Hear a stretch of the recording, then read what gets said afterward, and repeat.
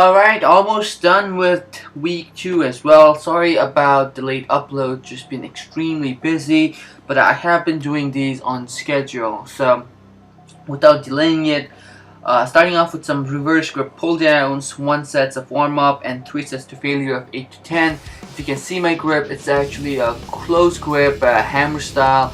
Just because last time I did this, it was kind of uncomfortable on my wrist, and it turned and kind of like affected how much weight I could properly pull. So the point is to make it difficult for your muscles, not for the joints. So when you're doing any moves, if you feel difficult on your joints, please stop and make sure you're doing it right, or make sure you have enough proper handles, or anything that makes your joints put your joints at ease. Okay, your muscles should be fatigued, tired. You should push hard.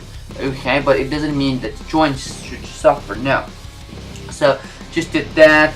After that, moved on to the wide grip pull downs of 1 warm-up sets and 3 8 to 12, 3 sets of 8 to 12 repetitions. Felt really fatigued after this, so kind of like gave everything I had. He actually recommended 1 dumbbell row after that, but for some odd reason, every time I do dumbbell rows, I can't go heavy, and that's not the problem. The problem is whenever I pull the weight, I actually feel like electric spark going on in my back, which is kind of weird. So until that gets fixed, I do not do the 1 dumbbell rows. I try to stay away from it and just look for alternatives. So this is a great alternative.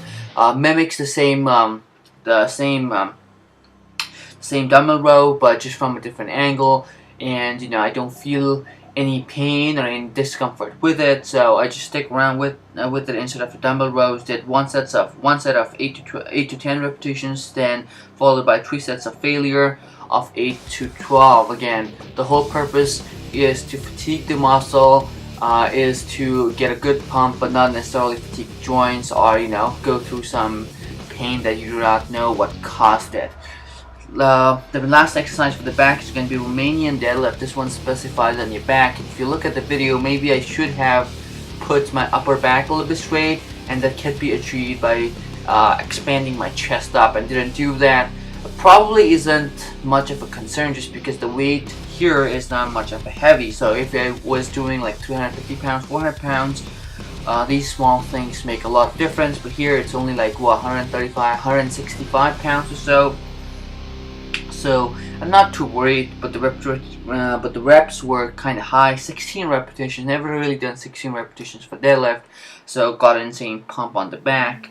After the back was the biceps. So started off with some hammer curls. 1 warm-up set.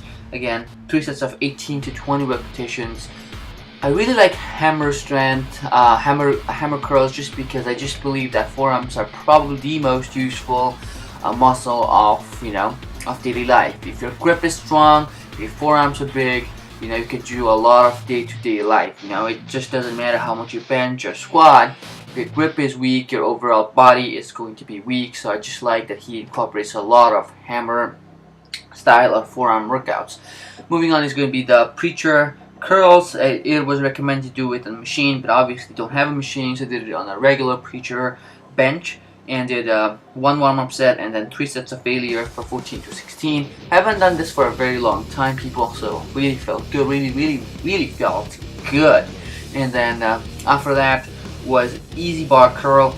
Again, my favorite bicep exercise, just because I just feel that movement itself is so important, and probably the most used bicep movement overall. The elbow flexion and extension from that position is very crucial, and the most used. So did that 1 warm-up set, and again 3 sets of 8 to 10. Stayed on a lower range hypertrophy rep ranges.